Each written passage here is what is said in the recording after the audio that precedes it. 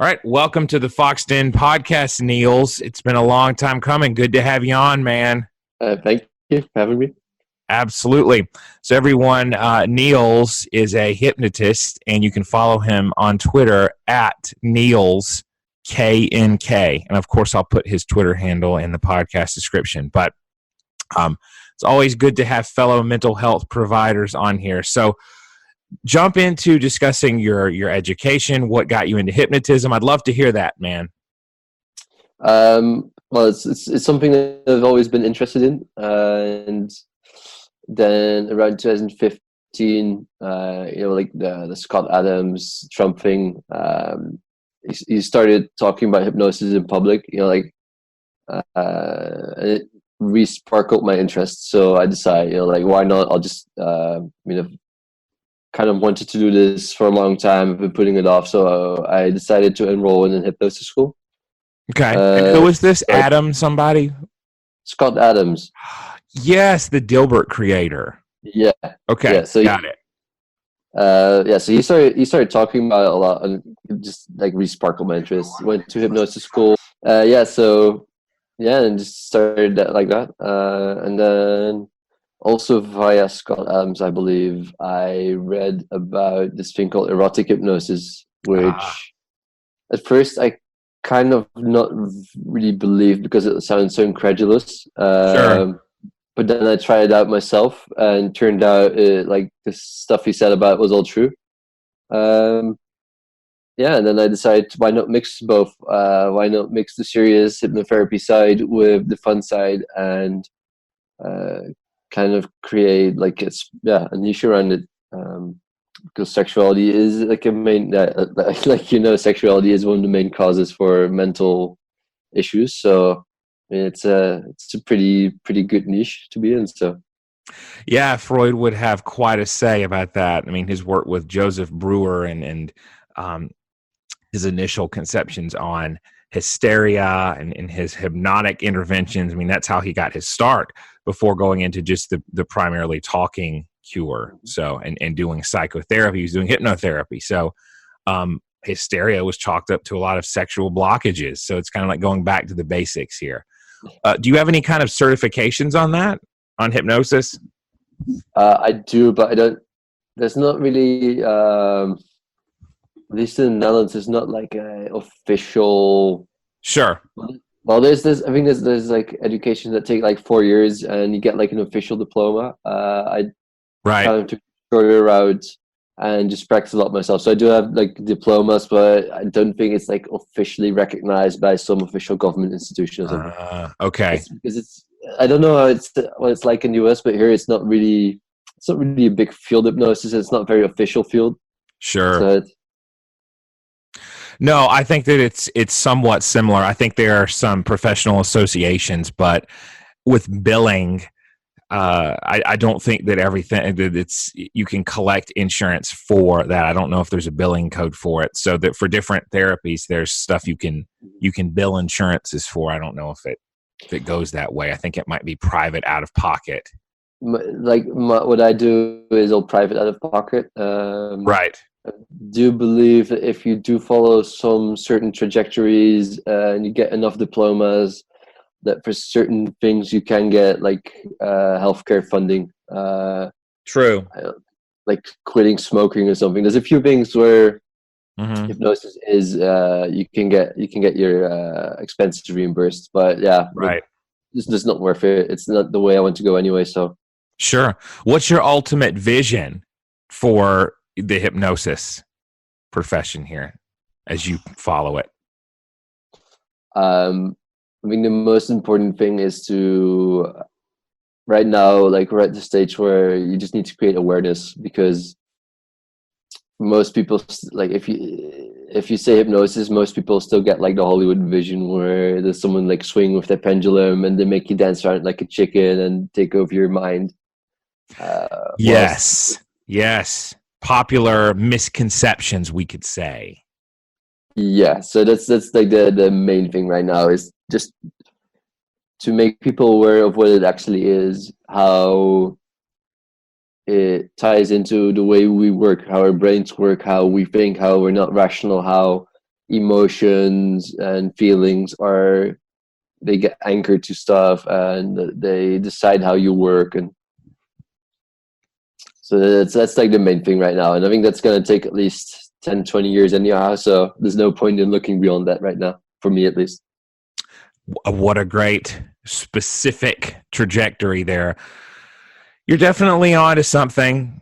In schools in America, to an extent, children are being taught at some schools mindfulness, meditation, and to accept responsibility for their emotions. Mm-hmm. That's not occurring everywhere, but there is an undercurrent of it that wasn't even there 15, 20 years ago. So I think people are gaining more of an awareness of the limbic system and how a hyperarousal of the nervous system, specifically the autonomic nervous system with all the fight or flight responses entailed. People are understanding that more, and that once they reach a threshold of stress, behavior is not logical. So I hope that we continue spreading that. That's one of my big missions, is to explain to people, and this will segue nicely into one of your tweet threads.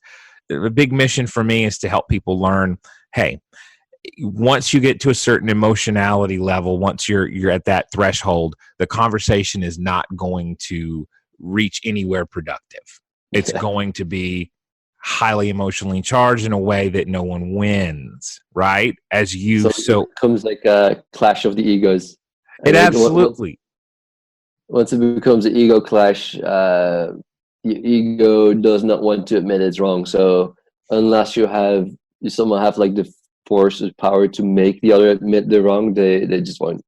And nor will you. You'll just keep going back and forth, and you'll just keep hating each other more and more until you kind of get into a fight and it's all done. Right, that's exactly accurate, and it's the escalation there. It's what we would call a positive feedback loop. Are you familiar with the cybernetic communication school of therapy, Niels, and how? No, I'm kind of an outsider in therapy land, so I don't know all the official. Oh, of course, yeah. Well, but you've certainly got a claim to mental health work with the hypnosis. So just the communication school involves cybernetics in particular, the idea of feedback loops, which are kind of a mechanistic idea. But it's escalation, right? It's what people call a vicious cycle. It's somebody gets more upset, the other person gets more upset, and they feed. So it's a positive feedback loop because it's additive. Literally, it just increases. There's an acceleration, a runaway there. So that's what happens with arguments if no one's willing to kind of shut it down and be the control lever there and actually de-escalate. So it's really helpful that you discuss that.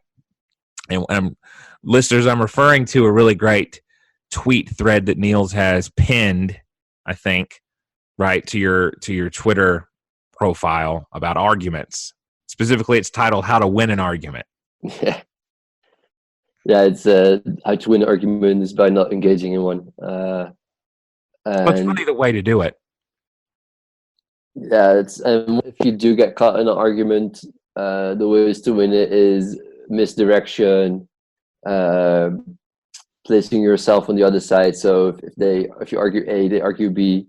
Instead of arguing for A even harder, you start arguing for C, so that they kind of they move their position as well. Because once you get into an argument, it's no longer about your position. It's about trying to prove the other is wrong. So people lose their rationality. So you might be very in favor of B, but once I start arguing for C, I can kind of push you into A that way because you just want to oppose me. So if I argue for an even stronger B, you'll start like attacking B because you don't like me anymore. So yeah, you win arguments via tricks. You don't win arguments via arguments. Like because once the emotion sets in, nobody's listening anymore. Right. Wow. Couldn't have said it better. That's absolutely accurate. And it reminds me of the vintage old Bugs Bunny cartoons with rabbit season, duck season, right? And as soon as Bugs Bunny argues it's rabbit season and Daffy Duck switches to saying it's duck season, he gets shot. Well, Bugs has forced Daffy into a different position via just that limbic system desire to fight against whatever the other person says, even if it's in our own interest, right? So Very acutely helpful stuff, exceedingly insightful there. And people sometimes have this false notion. I think it's in Western culture. We can widen the scope that in America and England and anywhere that's kind of inherits the birthright of Greek culture, this idea that dialogue, even at all stakes here, even when upset, is the key, right? That dialogue and discussion. Well, there's a certain point at which it's kind of impotent, and it's when someone is just arguing for its own sake. And also,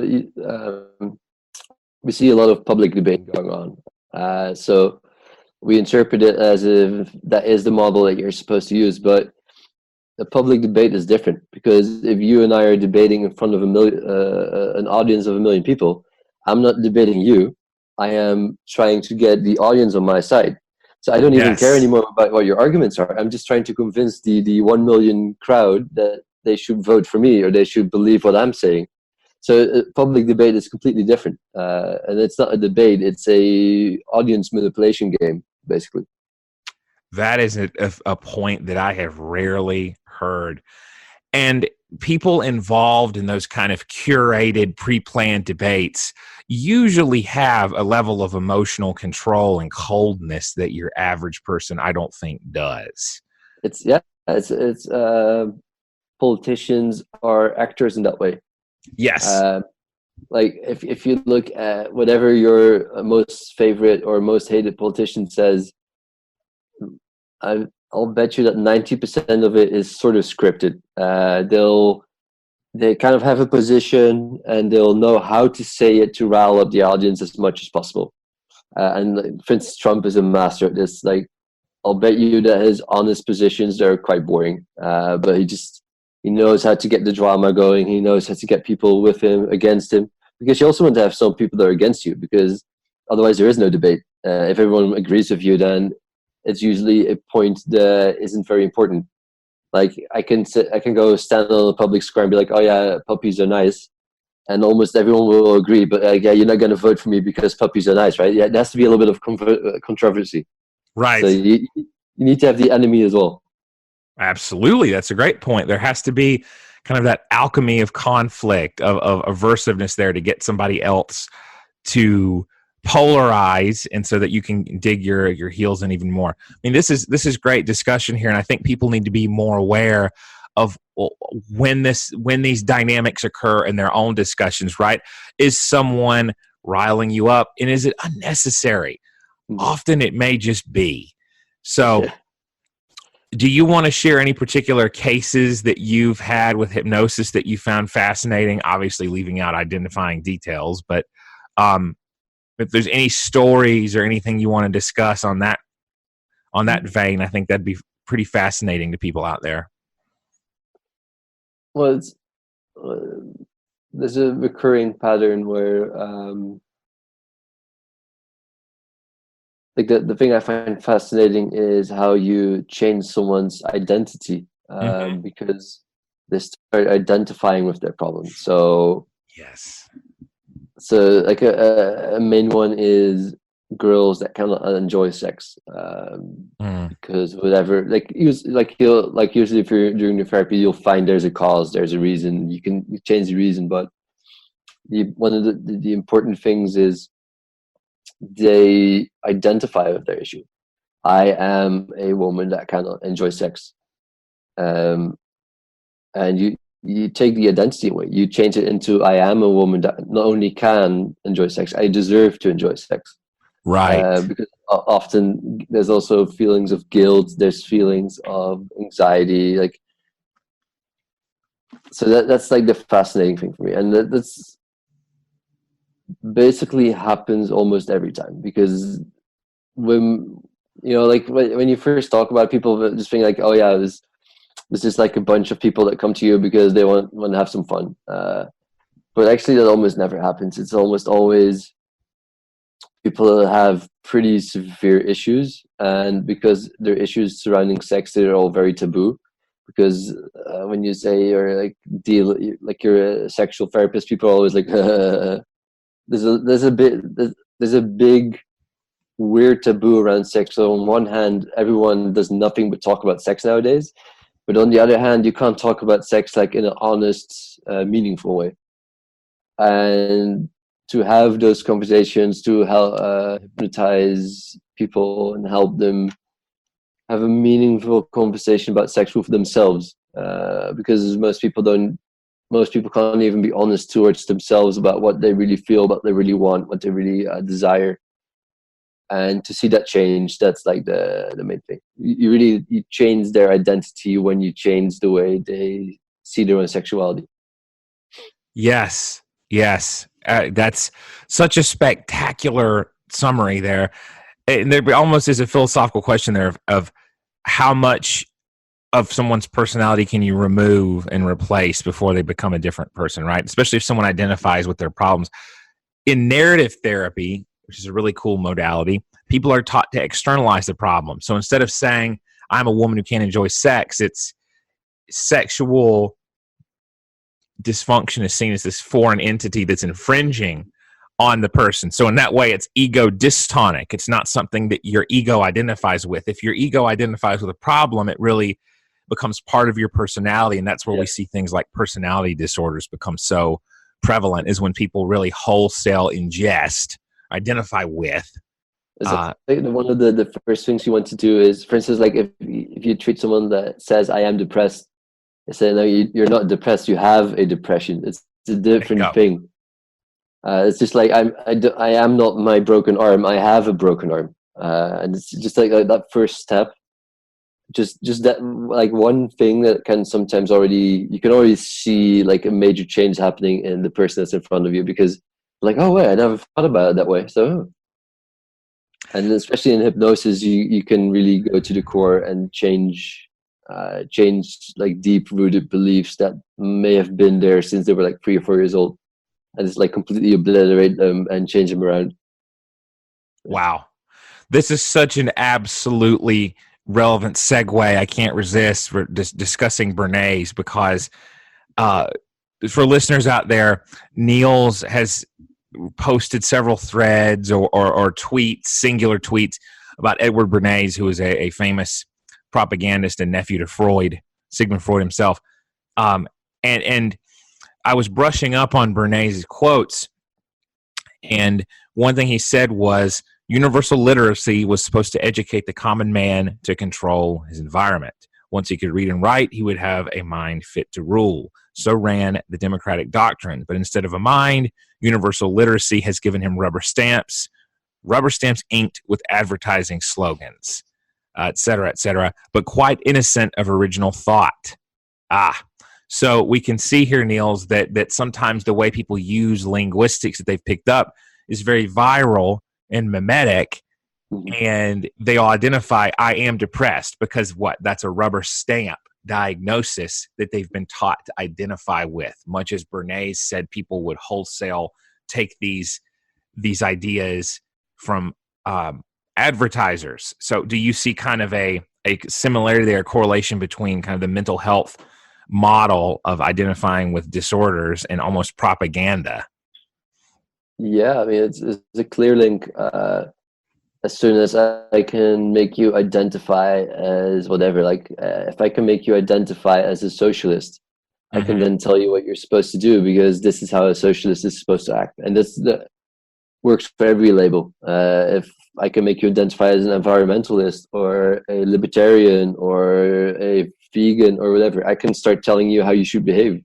Right. Because once you adhere to a label, you adhere to a group. And once you adhere to a group, you don't want to lose your group, right? That's an instinctual thing. You want to keep your tribe. So once I get you to be part of a tribe, I can then start becoming a thought leader and be like, hey, you're in this tribe, you're supposed to do this. So in that way, identity and labels are useful. You do need some labels, you do need some identity, just also to make it easier for yourself, because otherwise, because a lot of labels, they have deep-rooted archetypes in them. So if I can get you to, as a therapist, you automatically start behaving in a certain way that's also beneficial for you, right? Because if you don't, let's say you get, let's take an example from me, right? I identify as a therapist. Yes. In my practice, I get women that are sometimes very vulnerable. And then if I Yes. wouldn't identify as a therapist and a professional caregiver, I would be much more tempted to take advantage of it. So in a way, the label that I attach to myself helps me know without, I don't even have to think about it anymore, because it's just, this is the label, this is how I behave. Makes it easy for me, and it makes it safer for me, and also safer for my patients. So labels are very useful. Labels are important, but you shouldn't just attach labels to yourself without thought, and you should reevaluate those labels once in a while. Yes, absolutely. I like what you're throwing down there. The label therapist is one that you really have to earn, right? And the hypnotherapist too, you put in effort to that. And if we have vulnerable clients, having that identity in our mind that we don't exploit is absolutely crucial, because of this vulnerable population. Now, that doesn't always work, because as we know, I can't believe the numbers of therapists that lapse from that and engage in romantic relationships or inappropriate relationships with clients. So clearly the labels don't always hold true. But they're a tool, they're not the end all of things. Right, exactly. So we're talking about identity almost as some of these roles that are a shorthand for some prescriptive actions and behaviors. And I think that's really what it comes down to. And if you look at it as, I'm a depressed person, well, how does a depressed person act? That becomes self-perpetuating. There's something now that actually is a really good development in the mental health world called person-first language. And it's what you would expect. It's, I am a person with anxiety versus I'm an anxious person. Because that, again, it's that foreign invader sort of model of you're ill with something versus you are it. So therapists are encouraged to talk about clients with insert disorder versus borderlines or depressives or alcoholics, right? Because you can see where that can be very damaging. Yeah, it's you don't want to change your identity. No, you become invested in it. There's an ego investment to that. It becomes important to you because your identity is a crutch, right? Like I said with the therapy thing, Mm-hmm. if you don't have identity, if you don't have any labels on you, then every decision you have to consciously think it over, and it takes a lot of effort. So then you move real slow, right? Like, let's say you go to the supermarket and you're like, oh, and if you have like a label like, oh, I'm a healthy person that works out and I eat healthy and I eat my vegetables and I eat my, grocery shopping becomes much easier, because you go to the grocery and you're like, oh yeah, like to the store, you're like, oh yeah, I need to get some vegetables, and let's have some brown rice because I need to get my carbohydrates, blah, blah. Right.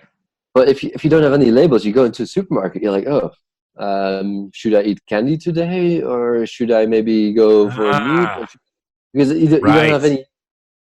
You don't have any. Yeah, you don't have an identity, so you don't know what you're supposed to do. You have to No. consciously think everything over, and you have Right. to go product by product. Be like, vegetables. Should I have vegetables? What are the pros of vegetables? What are the cons of vegetables? It Right. just becomes so tiring. Like even grocery shopping would take you all day. There's no guiding precepts there. I get that. And I think that scattered sort of way of thinking is so entrenched in that limbic system mode of operation. Some people who have been traumatized are consistently in fight or flight mode. And so there's not that cognitive prefrontal element that involves making lists and the effortful planning, the executive functioning, we could call it. So I'm sure you've seen with hypnosis, calming that limbic mind down is a huge part of it. Just like with what I do, the trauma therapy, EMDR, the eye movement desensitization, reprocessing, which hilariously enough, I've described as like waking hypnosis without a trance that gets deep, but people are hyper conscious rather than subconscious. So it's almost like too extreme. That's the one mistake a lot of people make about hypnosis is it doesn't shut down your consciousness. It does make you hyper conscious. There you go. Hypnosis shuts down your ego. So you Boom. don't become as critical. Like, you still notice what's going on, but you're just willing to open up for change. I'll make suggestions when you're in hypnosis, and you don't start to critically assess them. which means there has to be a strong bond of trust between the hypnotist and the hypnotee. And you're Right. still conscious, so you do have the conscious mind. So if I start saying very weird things, then your conscious will pick up on it. You wake up. So that's like one of the main misconceptions. I cannot completely manipulate you or control your mind when you're under hypnosis, Ah, because your conscious is still there. So you still know, like, if I tell you, like, oh, go kill yourself, your conscious would be like, hey, wait, what the hell is this idiot saying? And you just wake up and you never trust me right. again.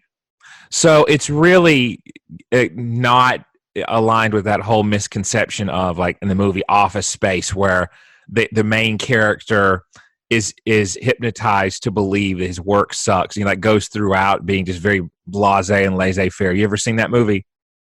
I have, but it's been a while. Yeah. But I have. So there's a lot of popular misconceptions with hypnotism, and then you see the group exercises, the group hypnotist sessions where people will go around clucking like chickens. I mean, is that staged? Is that real? What are your thoughts on that? Because immediately when you say that, like, they're not going to go around acting weird, I think of those examples I that. mean, that's real, but you have to take in consideration the pre-filtering, right? Let's say I want to do a stage hypnosis Yes. show.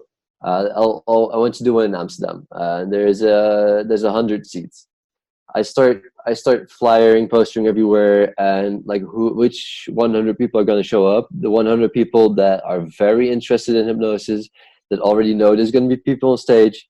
And then I'm like, hey, who wants to come on stage? And there's like 5 people that come on stage, and they're like hyper pre-selected, and they know, like, if you're going to go on stage, you're going to eat like a lemon, you're going to dance around like a chicken, you're going to do this, you're going to do that.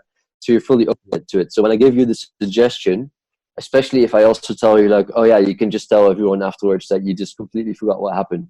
Like, people on stage, they don't forget what happens. They know what they're doing. But of course, afterwards, because it is slightly embarrassing, like, afterwards they might regret doing some things. They'll be like, oh, I can't remember anything. Like, I don't even know what happened. And people believe it because there's like preconceived notions of what hypnosis is. So it is real, but it works mostly because it's on a stage. You Wow. can do this on the street as well, but then it's a more simplified version where, for instance, I make your hands levitate, Okay. or I make your hands stick to the wall, or because that's like, you're more willing to accept such suggestions because they don't make you look foolish. It just makes it look magical when your hand sticks to a wall. There's such a selection bias to that, like you're saying, when people are credulous and looking to hypnosis, they want to get involved in it, and so it's barely below the surface, right? So you just have to activate that. All right, that makes total sense, dude. Yes. That's like I don't know if this actually happened, but the story, it is true. So I don't know if it happened, but it's really how it would go. Is there was a hypnotist once who had like 10 people on stage, and he made them do all sorts of things. Like, eat the lemon, imagine this, pretend that, and then eventually he said, so all the 10 volunteers on stage were doing all the things, and then he says, like, okay, now when I snap my fingers, you're gonna dance like Michael Jackson. So he snaps his fingers, and 9 people start dancing like Michael Jackson. And this one lady, she just remains seated on the chair, and she doesn't dance. Okay. Like, with the rest of the things, she participated in all. So after the show, the hypnotist asks her, like, hey, why didn't you dance? She's like, yeah, my religion doesn't allow me to dance. So even in a deep state of hypnosis, she was fully aware that, like, hey, God does not allow me to dance. So this hypnotist can say whatever he wants. I'm not going to dance because that's against the will of God. So Wow. you are fully consciously aware. That is, I mean, and that just shows the mimetic programming of religion and beliefs, that they are so deeply embedded that even a sort of hyper awareness of hypnosis doesn't penetrate that. That's fascinating. Is that somebody that we would know, like a famous hypnotist or something? It's a story I know, but it's kind of like one of those hypnotist stories that gets like told on and on and on. So I don't know if it actually really happened, but I do know Well, that if yeah, it were to happen, it would happen this way. Because yeah, I've got enough experience of people not wanting to do things in hypnosis, and I believe it. Wow. So let's talk a little bit. Let's circle back around. One of your tweets said that the most important person of the 20th century was not Hitler or Stalin, politician, but it was Edward Bernays. And we addressed that earlier. I gave a little bit of an introduction that he's Freud's nephew, and he brought that up quite often. Father of propaganda. Do you want to launch into why you became interested with him and what your awareness is of his works? Because that would be an awesome conversation. Yeah, so I'm not the leading expert on him as a person or the direct things he's done. I do know a little bit about him, but it's more important. Like the underlying principles are way more important. And he was one of the first to recognize another big name, another important person that was one of the first to recognize these things was Milton Erickson, which is one of the founding fathers of modern hypnosis. And personally, I kind of see, like the angel and the devil on your shoulder. Like Bernays is more like the devil, and Erickson was more the little angel, who was way more ethical. But so Bernays, what he did was he made politicians and corporations aware of how irrational people are and how to basically manipulate people into becoming consumers. And then, of course, there's going to be an economist somewhere listening to this that's going to try and correct me, but he was kind of the person that invented consumerism. Like he invented making people. Before him, people were talking about like, oh yeah, the American worker or the worker in general, and then they became the consumer. And also, he is like in the 30s. I'm like, if you're really into this, the Century of the Self. It's a 4-hour documentary, but it's very worth it. I'm gonna watch that. Yeah, I have that saved. You have it in a tweet. Yeah, so for instance, like in the 1930s, Roosevelt came to power and he had like the New Deal. And then, of course, corporations were scared because their taxes were going up, their power became more limited because America moved a little bit towards more of a central planning economy. So they launched the campaign where like democracy itself and freedom were linked to corporations. Like the only way to have a free nation, to have a democracy, is when corporations are like free to do whatever they want. And sure, those ideas existed before then. I had someone comment that Adam Smith already spoke about this, and probably did.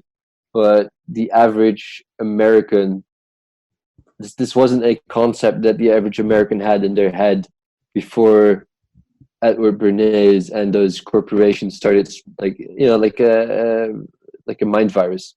They put it into the minds of millions of Americans, and up to today, one of the most popular talking points for U.S. conservatives is free markets. Free markets means democracy, and it's an idea that was sort of manufactured in the 1930s. And that's the kind of those are the things he showed to politicians and corporations what you can do if you know how to manipulate the people.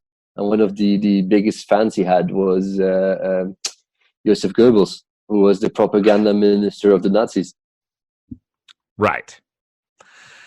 Wow, lots to go off of from that. For one thing, I love that you brought up our good friend Milton Erickson, because I actually love reading about him. Robert Greene loves writing about him. So you're familiar with the 48 Laws of Power and the book? Yeah, but I've never read it, but I didn't even know Milton Erickson was in there. So he's in a lot of Robert Greene's handbooks there. He's featured heavily in the Laws of Human Nature, which is the very thick, most recent tome that Greene produced. So there's a whole chapter on when Erickson was bedridden and he learned to read body language because it was all he could really do, right? He was very sick as a child with an illness, and he honed his social sense and his ability to notice discrepancies in tone and in content of speech. And so it went from there. So it's a very fascinating story. And I learned about him in graduate school. I learned that from a professor who loved him too, who was an older gentleman. I think we're losing a lot of that really scholarly, awesome kind of mind hacking hypnotism stuff in the therapeutic world, and that's kind of a shame because there's so much interesting content out there about dealing with the unconscious mind. But apparently, our good friend Erickson had a client who was trying to learn better communication, and he was trying to understand why he was boring to people or something like that. And so this wouldn't fly now, and that's one of the reasons why a lot of these modalities have phased out, is like ethically and with insurance and crap like that, people could get sued pretty easily. And not that everything that happened then was good, let's just say that. But so apparently Erickson would slightly turn away from a client the more this particular client would go on tangents and just start just going off on minutiae that didn't matter. And he actually classically conditioned the client to know when he was being boring or being self-indulgent. I mean, amazing stuff like that that Erickson did. He did quite some stuff, which, I mean, if you read about it, like nowadays, you get the medical board all over you. Right. Absolutely. Like he had, I think he had like, I don't know if I remember the story correctly, but he had like an alcoholic come to him, and he just told him to go to like some botanical garden and stare at certain flowers for like hours. And then the guy came back. He's like, "Oh yeah, no, I understand now. I need to metamorphosis just like these flowers are." I don't know the story exactly, and if you're not aware of any hypnotic principles, then it sounds ridiculous as well. Like, why are you gonna send an alcoholic to, or someone that has problems with alcohol abuse, I should say, to watch flowers? But he did all sorts of stuff like that, and yeah, it's like one of the most famous stories. Like you said, like I think he was about 16, 17 when he was one of the very last victims to polio in the US. Yes, that was it. Yeah. So so the doctors told him. So the doctors told him that the story is that the doctors told him he was gonna die. Like this, it's last. Like, you're not gonna survive the night. And then he asked them to move like a cupboard so he could look out of the window and see like the sunset for the last time. And then he told himself, like, if I see the next dawn, I know that, like, I know they're wrong, and I know I'm capable of doing much more than living. So yeah, so he just survived the night barely. And then they told him, like, yeah, but you're never going to be able to walk again, or you're never going to be able to do this and that again. And he was like, yeah, you've been wrong once, so screw you guys, I'm going to walk again. Yes. And he had the baby sister. So when he got back home, like you said, like all he could do was read body language. But one other thing he did was he watched his 1-year-old sister learn how to walk. So he learned that, like, when you learn how to walk, you don't learn how to walk. You learn how to do several things. First of all, you learn how to stand up, holding on to something.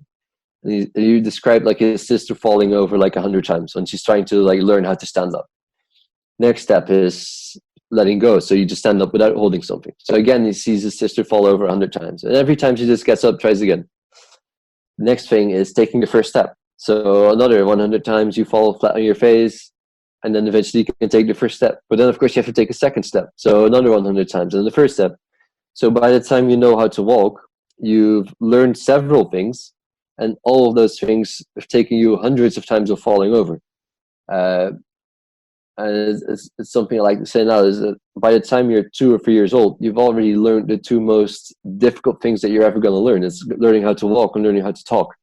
Anything you try to learn now is way less difficult than ever learning one of those 2, which anyone that has lost their speech through an accident or whatever can tell you how difficult it is to learn how to talk again or walk again.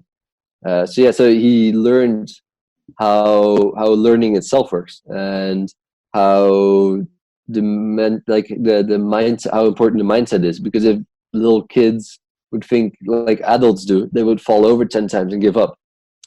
Bingo. So he is fascinating, and his work is also fascinating to read.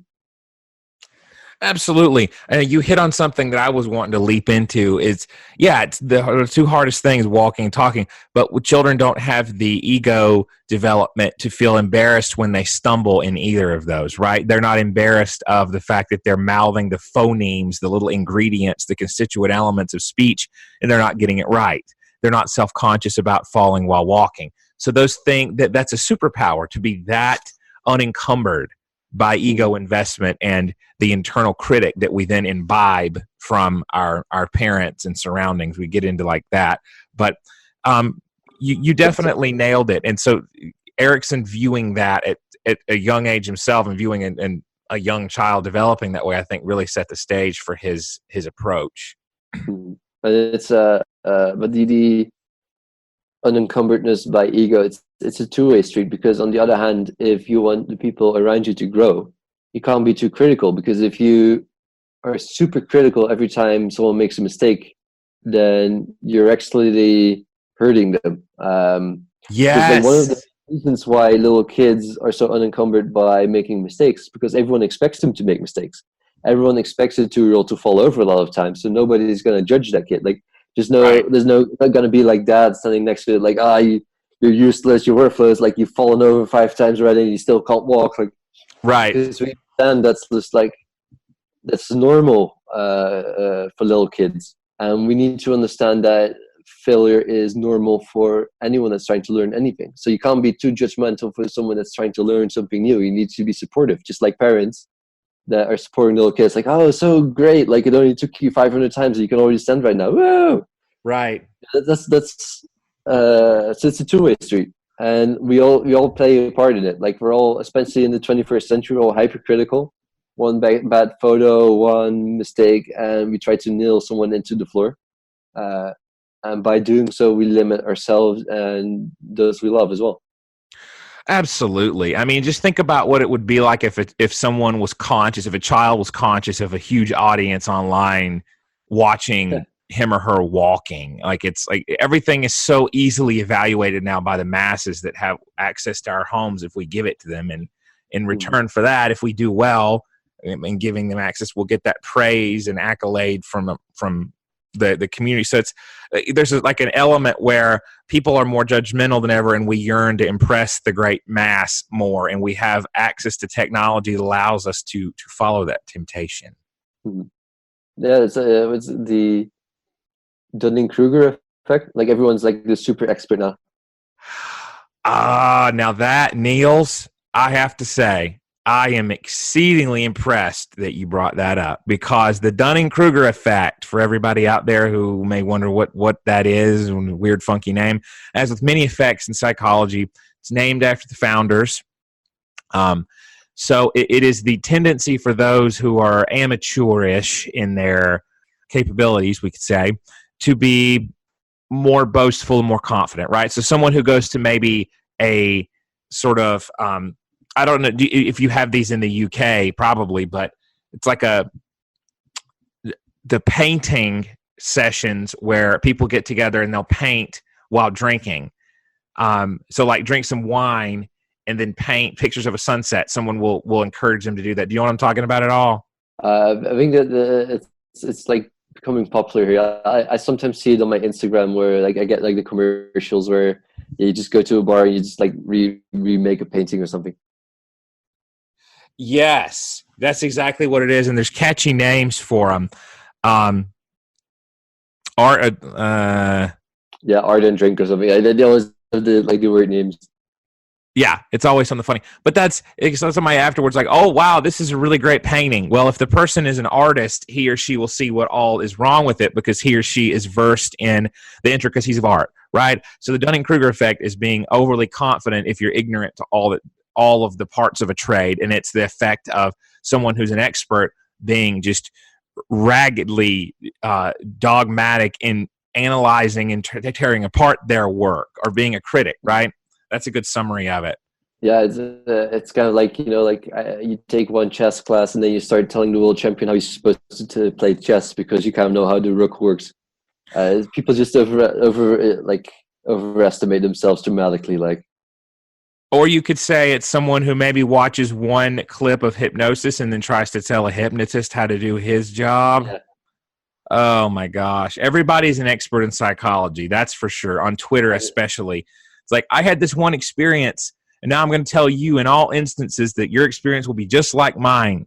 Yeah, it's this is also the classic NS1 experts. It's like, oh, it worked for me, so it should work for everyone. Yeah.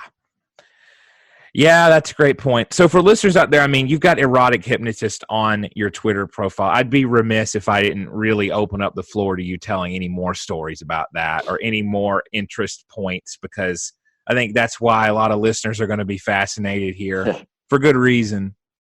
Yeah, so basically, it starts with your subconscious is way bigger than your conscious, right? So every second you get millions of inputs. You get like your feet are feeling things, your hands are feeling things, but most of those signals don't come through to your conscious, because otherwise your conscious will be vastly overwhelmed. Because your conscious is quite narrow; you can only focus on one thing at a time, basically. So, but your subconscious does a million things at a time. But you feel much more than you actually feel consciously, and you can, like for instance, you can. Not every feeling has to have a basis in reality. If I make you watch a clip about ants, for instance, a lot of people start feeling ticklish. Like, oh, sure, and it doesn't make sense. But your mind is making you feel over matter. And if you combine the two, if you combine how your mind can feel over matter, but you also combine it with the fact that you actually do feel a lot, but you're just not aware of it, you can make people feel things way more intense than normally. Right. Say up to 100, even 1,000 times more intense. And if you combine that with sexuality and arousal, you can. So at its most base, most fun, erotic hypnosis is teaching people how to fully experience their sexuality. And most people use maybe like 1% of it. So yeah, you combine those two. You combine the mind, the power of the mind, and the millions of things that your body is telling you every second. So you learn how to interpret those in a arousing way, and you learn how to amplify them in your brain. So beautiful. And the results can be quite dramatic. So it sounds like a lot of it's removing the inhibitions that we have there, or the anxieties. Do you see a lot of men who are hyper conscious? Because I've seen this in my practice, who overthink themselves into losing arousal and have such issues with that. I'd say the two big problems men face is either erectile dysfunction or premature ejaculation. Yep. And both of those, well, I mean, of course, there's exceptions. Sometimes there's a physical reason, but most of those are mostly mental. Yeah. I always look at it as there's energy buildup during sex, right? Yes.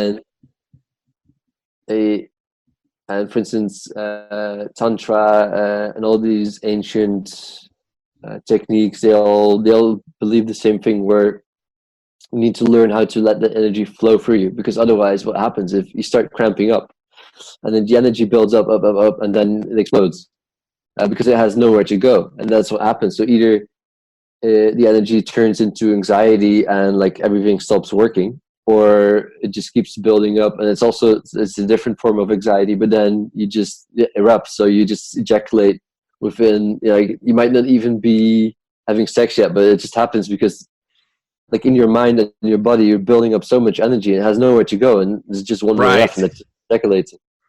Absolutely. Wow. And it's like we hate suspense physically and mentally, and so like the body's like, I'm getting rid of this energy now. It's a good point. Yeah, so you need to learn how to let the energy flow, because your body can handle a lot of energy, and it's actually, if you train it, you can feel way more energy, like way more pressure everywhere than if you don't train it, you just have like premature ejaculation. But it's just like training your muscles. Like you learn how to store that energy, how to. There's even paths in like tantra where you learn not to ejaculate at all. So you just have sex, but you don't ejaculate, and because they believe that you store you lose the energy otherwise. So you need to store your energy, and then you need to transform and transmute it into other things. So you can take this quite far. Absolutely. There's an artfulness to that. Fascinating. You ever do couples hypnosis where they're both in the room? Sometimes. But I also made a course on teaching men how to do this within the relationship. Because the basis, like the hypnotherapy, that part is difficult. Like there's two branches. There's people who have actual like issues. I'm not gonna teach you in the course how to deal with issues. That takes like a personal approach. You have to be careful because you do play around in people's brains, so you can't just fool around because stuff might happen. And then there's just the fun part, and then you can teach guys or women. Like women respond better to it, and guys are kind of more like iffy about it. So usually it will be teaching the guy how to do it on the woman. Personally, I believe as a guy, it's good for you to also learn how to experience it yourself, because it's also very helpful for you. Like helps you last longer in bed, helps you feel your sexuality much more, helps you feel much more connected to your partner. So yeah, it's you do get couples, but I don't get couples that much. Sure. And usually it's just a course, because it's cheaper to just do the course, and also most men feel more comfortable studying this by themselves than when there's another guy teaching them how to make their girls have an orgasm or something. It's also a little bit of an ego thing. No, listen, I definitely understand where you're coming from on that, having worked with men before on these issues. So you want to plug that course a minute? Tell people where they can find it. So it's called deeptransfiction.com. Trance fiction, I guess, in the trance. So it's I'm planning on doing like a little discount round soon. But I've been planning on this for like a month or 2 months already, so it's like work gets in the way. But so it's just I think it's about like 12, 13 modules now. It teaches you how to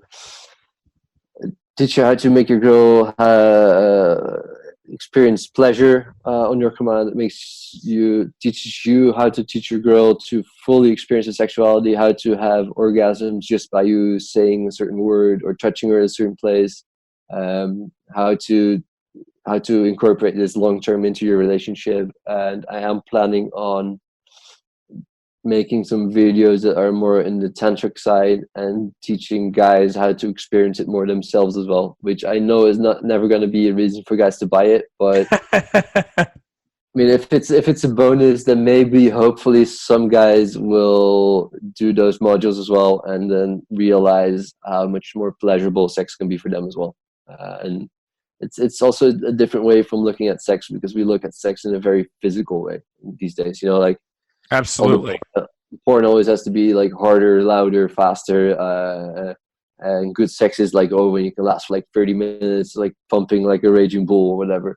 And you learn that you don't, like, once you get to a certain level, you don't even have to move. You can lie completely still, and it will be the most intense experience for both of you. Way more intense than any physical act could ever be. Wow. And once you can do that, you can still do like the physical hard stuff, right? I mean, it's still fun, but you get the choice, you get the variation, and also the physical hard stuff becomes also way more fun, because first of all, it's not a prerequisite. I mean, a lot of guys, they do feel anxiety when they do it, because like, how much longer can I last without orgasming or whatever. So everything becomes much more fun. It becomes much more calm, relaxed, and intimate as well. Really feel each other.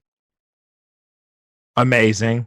Wonderful stuff to hear. The ideological background there, and the operating principles beyond just physical stuff. Yeah, sex 99% mental, but people don't know it. Like people don't realize that. No, especially like you said, with such stimulation overload now. Yeah, it's So, yeah, it's sorry. no, I was just going to say, feel free to talk about anything you're offering. Sounds like that's a great thing there. Um, let's discuss. I like to ask this question of guests. I like to ask, what three people would you meet, alive or dead, but they have to have actually existed? So if you could tell us, we know you a little bit better here. I like to ask on the front end sometimes. Sometimes I do in the middle, just kind of wherever the conversation flows. So three people, alive or dead, or any combo. Well, I mean, I'd like to meet Milton Erickson. Of course. Let's see. Well, I mean, I'm also an artist. That's also a main part of who I am. So Yes. I would like to meet a Freud, but it would be Lucian Freud, who Ah, was a grandson of Sigmund and a painter, one of my favorite painters. And just because of the personality, I would also love to meet Picasso. Beautiful. Love those answers. I'm going to shock you because I actually know Lucian Freud. His art style is very similar to like the Eon Flux art style that was influenced by him. The very lanky figures. Right? Am I thinking of the right one? It's very harsh. So it's mostly portraits. Okay. Yeah, and he would spend hundreds of hours on a portrait, and it really gets like every detail in your face, and it never makes you look prettier than you are. Okay. I'm looking. Yeah, I was thinking of potentially someone else. He's not that famous outside of artist circles, so but he's I just love his style. It's just, and he has that same intense interest in humans that his grandfather had. Only he expresses it in a very different way. So like through his paintings, you just see him analyze people. You see, like, it's almost as if he's like painting their souls more than their bodies. Like, You know who I was thinking of? Egon Schiele. If you've ever, you can see, yeah. yeah, I like his work a lot. I was thinking of him. The lanky, just The unearthly. Lanny, Yeah, I like his work a lot. guys. So Yeah, he died way too young, unfortunately, but he was a major talent. So yeah, very so young. artists. Yeah, he died at 28. It was unbelievable. I'm looking at his Wikipedia page right now. So anyway, those are some great answers. Picasso has been spoken of in some pretty harsh ways after, I mean, posthumously here after his death, is like some people called him an energy vampire. And that was in, I think, one of the Laws of Power books or something like that. Again, going back to Robert Greene's books. But have you ever heard of that? There's the stories of people who feel drained after hanging out with Picasso, and then He is like the best way I could describe him is he is a tornado, and right.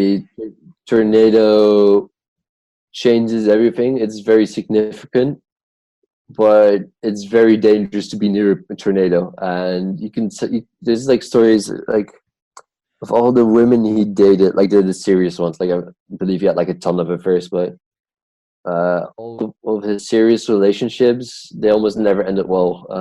Like one of his main mistress for like 15 years committed suicide. Ah, One got put into an asylum and then sort of became hyper religious. None after that. One, Olga, his first wife, uh, she was just like mentally broken for the rest of her life. Francois Gillot is the only one that sort of came away okay. And then his final wife, whose name I always forget. Yeah, so she also committed suicide like a few years after his death. And he also has a grandson that committed suicide, I believe. And yeah, so he was a tornado, and he made beautiful things. He made significant things, but he was also very destructive and very dangerous to be around.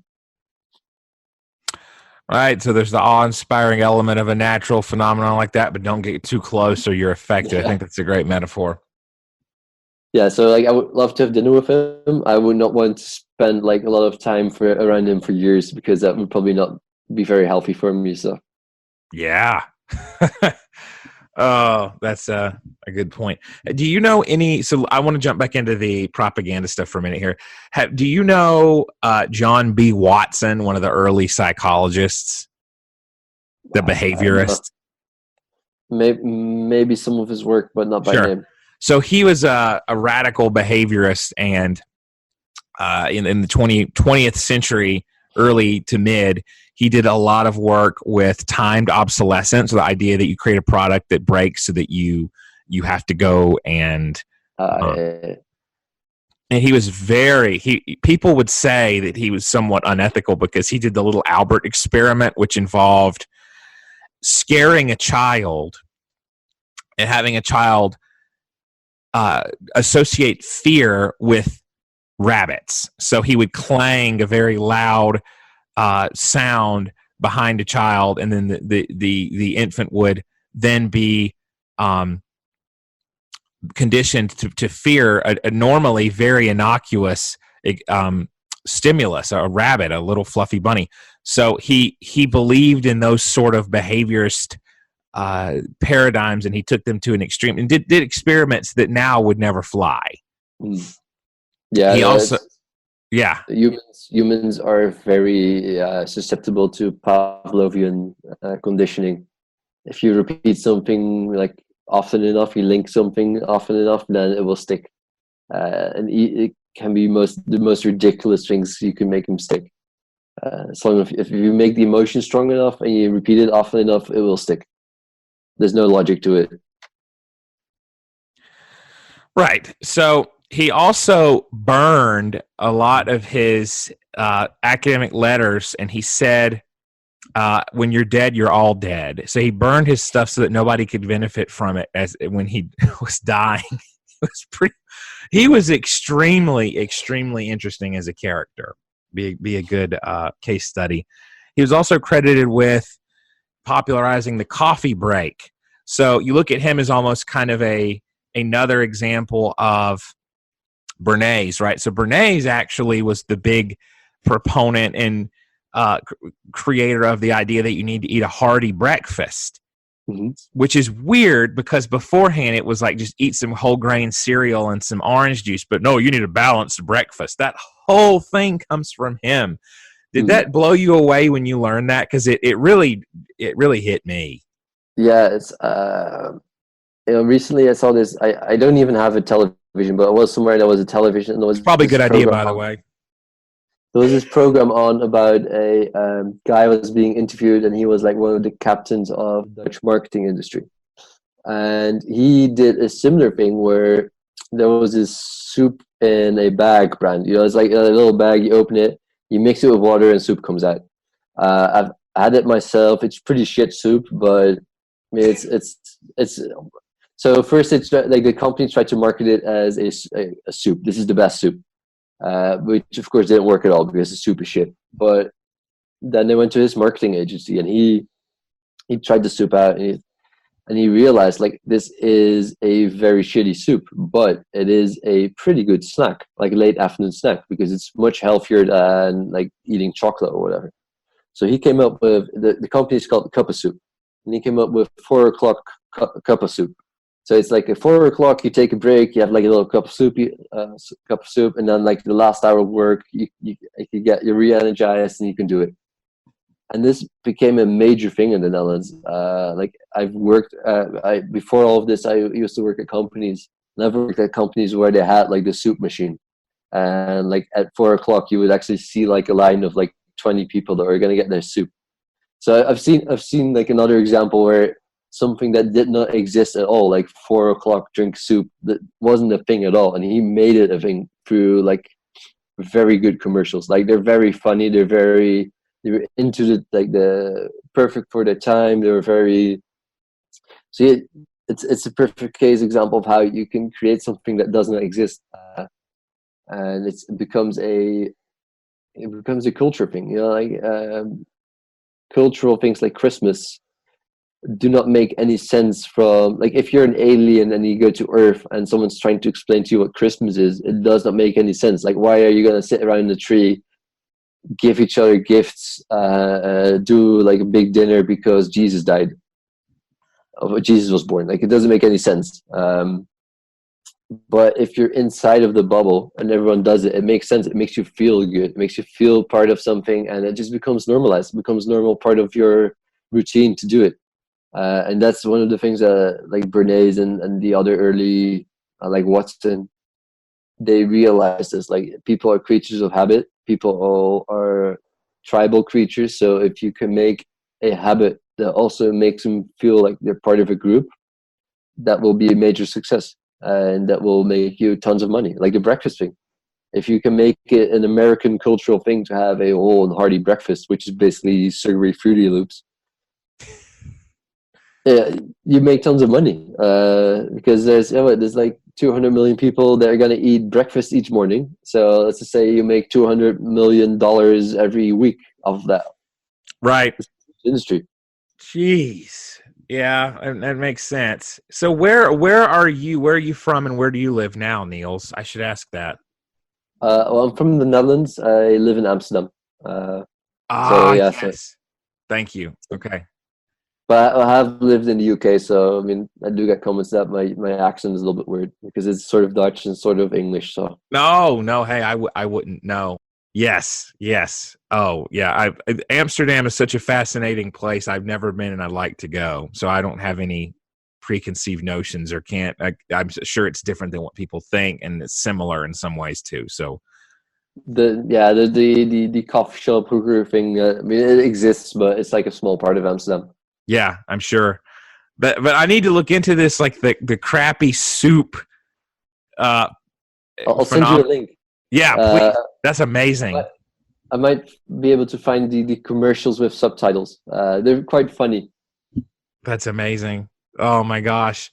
So we can wrap up here. Is there anything else you want to shout out or plug or want people to know? Because I am totally game for that.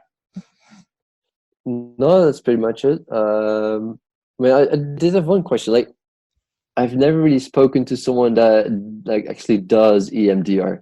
Please, let's talk about it. Yeah, I didn't want to shoehorn that in too much. Very interested into it. So, like, how does it work? How do you? I know a few people that have done it, so I kind of get like the base prescription from their side, but never like how does it work for you? Like, absolutely. So there are at least 3 major hypotheses circulating around about how EMDR works. And the one that I go, so there's like the hemispheric communication hypothesis, that it brings the left and right hemispheres together because the bilateral movement replicates REM sleep patterns where the eyes are moving. Okay, I mean, EM is in EMDR, eye movement. So that's a pretty salient hypothesis out there that has some research behind it. There's the orienting response hypothesis, that the eye movement while thinking about a negative event orients the brain to the present consistently and helps the brain to recognize that even though it's thinking about a negative memory, that you're safe in the present. That has a lot of research behind it. I like that hypothesis in particular because there's been studies that EMDR activates like thalamocortical, so thalamus and cortical binding through brainwave binding. So there's evidence for that. But the one that has the absolute most evidence right now, I think, because it's the most observable, is the hypothesis that it's the working memory that EMDR works on. So a quick rundown: EMDR, eye movement, desensitization, and reprocessing. So eye movement is obviously bilateral stimulation that we offer with EMDR. So it just means side to side. Desensitization is the desensitization of negative memories. Okay, we take the emotional charge down from those. And then the reprocessing part is kind of the proprietary element of EMDR, where at the end, after we've gotten this negative memory, the emotion in it scaled down, right? Because we ask 0 to 10, how upsetting is this? If we get it down to 0, then we go on to install a positive thought of having the person think about the negative event, but with the thought, I'm strong, or I survived this. And then they think that thought repeatedly. So essentially, the working memory hypothesis says that with our working memory, which is what we can have in mind at any given time, right? There's a bottleneck to it where if we add a distracting task, so the eye movement, while someone's thinking of a past memory, they necessarily can't hold that memory, the emotional elements, as strongly as they could if they were really just concentrating on it.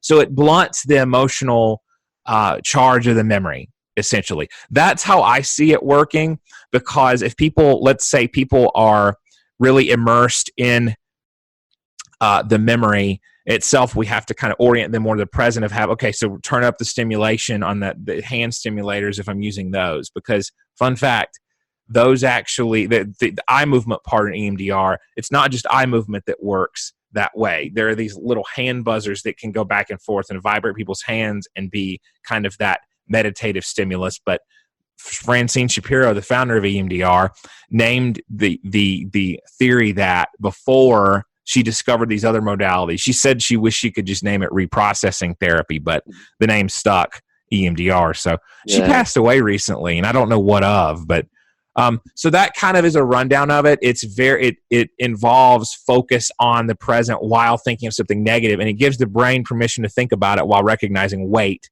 this isn't happening. That's how I see it working. So I've had clients who addiction is something you can address with EMDR too. You can have people think about their urges to smoke or to do anything like that while offering the eye movement, and it sort of blunts and distracts from that urge. Now, smoking is a really tough example because that's just tough for anything. I mean, hypnosis works well for it, but it's nicotine is one of the most addictive chemicals out there, and tobacco is a delivery system in particular. So, but with clients with impulsive eating, I've seen amazing work with EMDR. So that's something where I see it somewhat similar to hypnosis. It's a different mechanism there, but it still plays with the principles of memory to sort of to tamp down urges and to orient the brain to the fact that, wait a minute, this isn't happening now. So for people with anxiety, you get this sort of thing, like they with sexual stuff, right? Like fear of premature ejaculation, or getting so psyched out that you lose an erection or have erectile dysfunction. Having people focus on like, well, what's the worst part of that? What are you thinking of? What would happen? Oh, I'd be embarrassed. It's upsetting. Okay, follow that. And eventually they see, wait a minute, I'm not dying. I'm safe. I'm thinking about how horrible this would be, but it's not happening right now. And you just help them desensitize the fear of the fear. Yeah, okay. That's fascinating. Yeah, man, you would like it. I encourage people to give it a look. It sounds like you already have researched it some. The book Getting Past Your Past is really good for people who want more of a hands-on approach to understanding the principles. But some of the other EMDR books like Principles, Protocols, and Procedures, I think it's called, is good for people who are more academically minded. So people like you who have a background in psychology and already kind of know enough terminology, you'd probably like that. Mm-hmm. Yeah, it's fascinating. Thanks for explaining. It's I mean, I've always, it's, you know, there's like one thing like to read about it, and it's a very, very different thing to hear someone talk about it that actually knows and does it himself. Right. So I appreciate it. So when you have people who, it's almost like an alchemy there. There's a chemistry to it where if someone is so immersed in the memory, we need to turn up the bilateral stimulation and have it be more distracting to pull them out of their mind. But if it's too distracting and they can't lock in to the signal of the trauma, then we have to kind of slow it down. It's a balancing act, and that's why it's so crucial that people know what they're doing with it. Yeah. Yeah, it's the same with so the difference is in hypnosis you bring them back to where it started. So if someone is deadly, let's say someone's deadly terrified of spiders, you bring them back to the very first time something happened that made them afraid of spiders, but it does bring them back to a very emotional, volatile moment. So people, like, I don't deal with trauma and stuff that much, like maybe sexual trauma, but never like the fully fear trauma. Sure. And you can get them like to become terrified because they're like reliving it. So, and it's not that hard to bring someone there. The difficult part is to treat them when they're there. you need to say the right things, you need to do the right things, or otherwise you can make it even worse, because they'll get immersed Bingo. in, like, if they get immersed in that first experience and you don't know what to do and you just make it more vivid and like worse, then the fear just becomes bigger, or it might even transform into other things. So it's the same with EMDR. Like, you need to know what you're doing, because you are playing with people's brains if you don't. And it's You nailed it. You nailed it. It's the fear of the fear, right? So I tell clients, look, memories are fluid. They aren't putting in a DVD or a Blu-ray and then replaying it perfectly. What happens is people replay traumatic memories and they associate more and more fear with them to where it snowballs, and the initial memory is so encoded with fear somatically in the body that it becomes phobic. And so we have to peel that away, have people go back and notice and go through the memory. You're feeling it to heal it, which is you got to feel it to heal it. That's a funny little EMDR phrase, something very similar to hypnosis, but it involves, okay, go back to this memory. Now, what are you noticing? Let's now notice the stimulation. You're paring down the layers of additive fear that have been put on this memory, because every time you bring up a memory, you're recreating it. It's not a one-to-one replay from exactly how it was encoded. People don't get that. When you look at memory experience experiments by what's her name, the memory expert Elizabeth Loftus, like she had people watch a video, and then based on the questioning of a confederate, of someone who was involved in the study and in on it, person would ask, how fast did the cars crash together, or how did the cars smack together? She would use different language, and people would answer depending on that. They'd say, oh, if they heard fast, they would overestimate the accident. It was they saw the same thing, but people would remember it differently by how they were led. Yeah, you can the way I always explain it is that if you were like I said, you get millions of inputs a second, right? So if you have to remember all of those, you need your own Google data storage just to do your memory. So it's impossible. Absolutely. So instead, your brain just remembers a few key points. You're like, oh yeah, I had this conversation with you. I know you were there. I was there, and I kind of remember that we spoke about these 5 subjects. Yes. But even that already becomes a little bit vague, because if like 2 weeks from now someone told me like, oh yeah, this conversation you had in Jeremy where you spoke about Santa Claus was amazing, I was like, oh yeah, it was, because like they put it in my mind, and it kind of makes sense, right? Like, yeah, we did talk about Christmas, so I probably did talk about Santa Claus. That's a perfect example.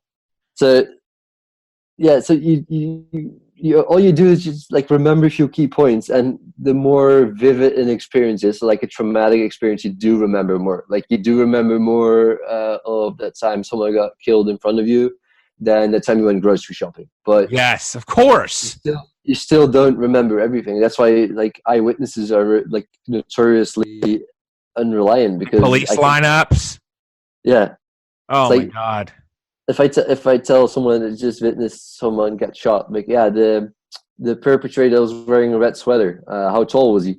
Maybe he was wearing a green sweater, but I just put inside your head that the sweater was red. So whenever you're gonna recollect it from now on, that perpetrator is gonna wear a red sweater. But that's why it's so it's so easy to be unethical with leading people, with leading questions.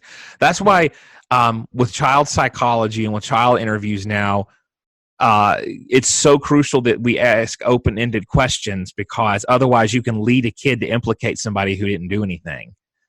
And I think it's the main danger in my line of hypnosis, like erotic hypnosis, because I work with like sexual things, is false memories.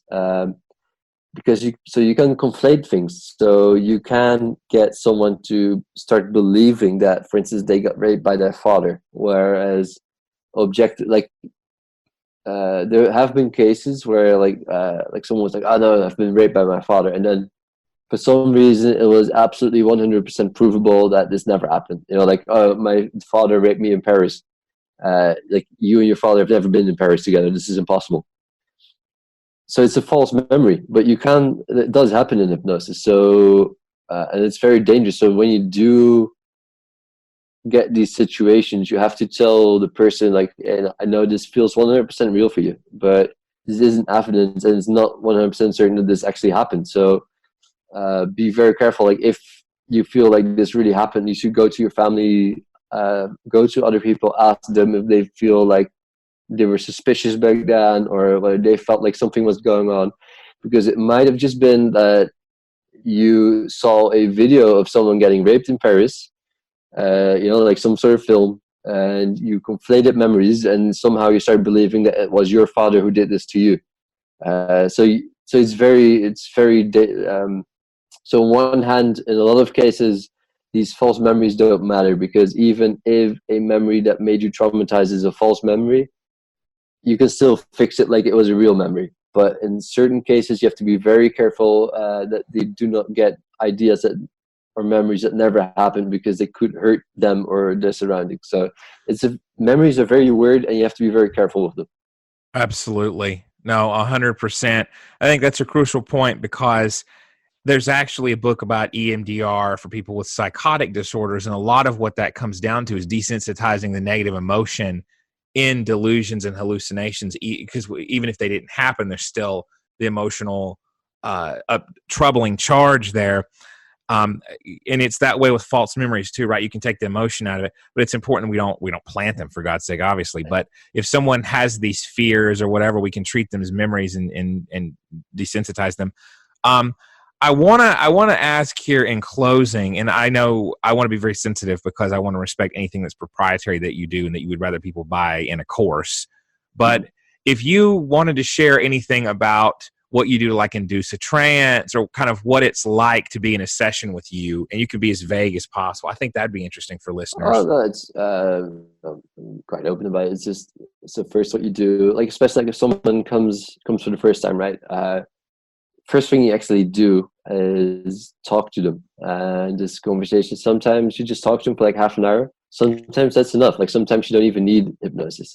Right. Just change of perspective can be enough. Some people just need someone to listen to them, and that is enough for them. But if you do decide to do hypnosis, I select the technique. So I mean, there's several things you can do. Regressions are a main one. So you bring memories back. They go back into their past until like the point where it happened. If it's more about learning, you can, for instance, do deep trance identification, where you identify with someone else when you're in a deep trance and you learn from them. There's parts therapy, where if you have an inner conflict, for instance, you can have those inner parts that are in conflict with each other. Like a simple example, I want to go on a diet, but I also really want to eat cake. So there's a part of me that wants to go on a diet, lose weight. There's a part of me that wants to eat cake. And those two parts are like in conflict with each other. And you can, in hypnosis, you can kind of give them their own personality and have them talk it out. So why do you want to eat cake? Why do you want to lose weight? Can we come to a compromise? So there's a lot of techniques you can do. So you do an induction. The first time I'll do like a fancy one to make.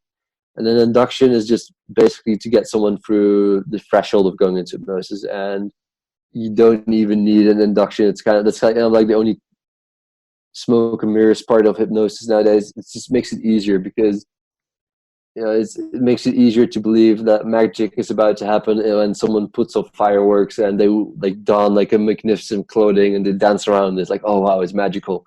So you kind of do a little bit of that just to help people soothe into hypnosis, and then you just let them go deeper. You let them go relax their body, relax their mind, and then whatever technique you're going to do. So maybe you're going to bring up memories, make them follow memories, or maybe you're going to make them imagine things, or you're going to make them not even see things but get into contact with certain parts of themselves that they're not into contact with.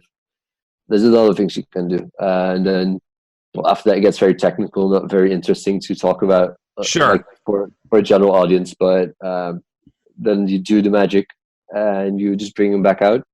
And then another very important part, which is underestimated by a lot of people, is the aftercare. Usually I'll talk to them for like 10-15 minutes afterwards, and subtly reaffirm their new insights. So for instance, if someone's always for 30 years believed that they cannot do anything, like I'm useless, I can't do anything, for the first time they believe that they can actually do it, and you want to reaffirm that belief. So like for the next 10, 15 minutes, you subtly interweave into the conversation with things that reaffirm that yes, you can do this, yes, you are like a good person, yes, you do deserve to feel Yes. love. So that's a very underestimated part of it as well. And usually that's where we say goodbye and people go live their lives. It absolutely is underestimated, the aftercare. 100%. I love that you bring that up, because it's something that is big in EMDR too, like closing down an incomplete session if we haven't desensitized the memory in question enough. And what you were talking about, EMDR wholesale borrowed, it really just kind of took parts work and redubbed it ego state work. Mm-hmm. So there a lot of hypnotism elements EMDR took, like the affect bridge. So saying, okay, feel in your body where something originated and let that lead you to a memory, right? That's something that EMDR took from hypnosis. So EMDR is really a sort of amalgamation of different therapies, but the one it draws on the most is certainly the hypnotic tradition. So I love parts work. The great example of being conflicted about eating or not eating a piece of cake. One of the biggest ones that I think people also deal with is being or not being with a partner, and the younger self wanting to be with someone who's very domineering due to that playing into childhood issues with parents, and the executive state, the one that's usually at the forefront, saying, wait a minute, I don't like this. And a lot of times the younger part wins out because it's the more emotionally charged one, right? So we help people to balance that and to do that. I love that you're talking about this. It kind of jogged my memory there, and how much EMDR owes to hypnosis. It's all very interwoven. It is.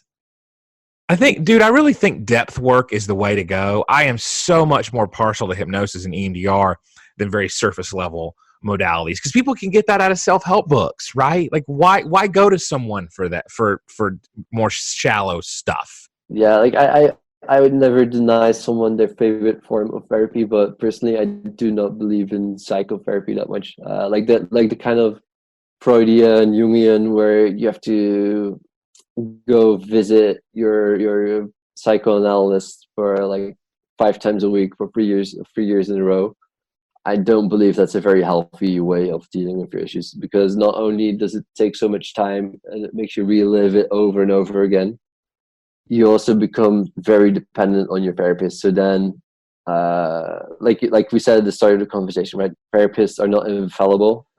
They do take advantage of their clients, and the longer a client-therapist relationship lasts, the bigger the risk becomes. So if I get a girl into my practice that physically, mentally I feel attracted to, if I only see her like 2 or 3 times, it's not that hard for me to be like, oh no, I'm a professional therapist, I cannot take advantage of this.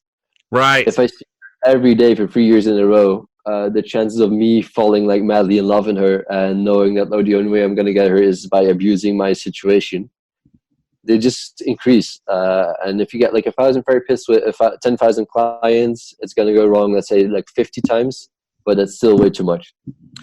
Agreed. I think there's an enabling component. The countertransference is what you're talking about when a therapist abuses it or plays into their own issues. A lot of therapists, by definition, let's talk about that selection bias there. They have kind of a martyr complex. They have a savior complex where they want to hold on to clients, and maybe it's not due to anything malevolent. Maybe it's due to really not wanting to see a client go into the world. Maybe they think, well, the client's never going to be ready, or they're very defensive, they're very protective of clients, especially those who maybe play into and hook into earlier memories or seem very defenseless, and the client plays out a need for the therapist to guide them. The therapist plays out that desire to help, and it's very pathological perversion of a natural helping dynamic. And it continues on. And that's like the well-intentioned version, right? The non-well-intentioned version is, if you have a client that you physically attracted to and you spend a lot of time with them, stuff happens. There you go. So I agree with you that therapy always needs to have an end goal, and it needs to be something where we're looking to finish therapy and get clients to a place where they're self-sufficient. And always have that in mind. And if you do that and remind yourself of that as a clinician, then you're not as at much risk as if you see it as this indefinite process. Mm-hmm. Yeah, I mean, especially with like the longer forms of therapy, you become at risk of it becoming an ego trip for you. Because like Yes. you feel powerful, like, oh yeah, like I know, like I think Milton Erickson described a few cases of like 1930s psychoanalysis where there was a psychoanalysis that got this young couple, and he's like, oh no, you can't have kids yet. You have to like follow psychoanalysis with me for like 10 years, and only then. So they did so for 10 years, and then they couldn't get kids anymore because they were too old. Like they were both in their 30s, and it just didn't work. Like, so I mean, it's very sickening to think of it. Like, and of course, these are like the extreme examples. I'm not saying that every psychoanalysis is like a psychopath bastard or whatever. But it's just dangerous, and you are in danger of becoming blinded by your own ego, thinking that you Yes. know more than you know, and yeah, like you become like the parental figure. Like, oh yeah, your client is like a 4-year-old, and you need to hold their hands for like 16 years before they can. When usually your client is much more self-sufficient than either of you believe at that moment. Like Yep. sometimes it has to be like a small difference, and then they can just get off on their own. Yep. Absolutely. On that note, ending on the importance of therapeutic ethics and morality, I think we can draw to a close. Unless there's anything you want to add here, Niels, this has been a pleasure. It's been a real meeting of the minds here, I would say. Yeah, no, I just want to thank you like for the interesting conversation. Thank you for explaining EMDR finally. Of course. And yeah, like it's always good to meet a fellow therapist, especially one from a different field. Absolutely. Learn so much from Cross-pollination. each other. Yeah, like, Absolutely. I've Thank recently you. been talking to a psychiatrist a little bit. It's just fascinating because it's different, but like you do every time with whatever sort of therapist that's like a quality you meet, you always find similar principles. Like even though the way to get there is different. Like personally, of course, I believe it always comes back to hypnosis, but like everyone always looks at it from their own perspective. But Right. yeah, you just see the same principles in different ways, but it is good because it does expand your own mind as well. So I'm always That's right. happy to get a chance like this.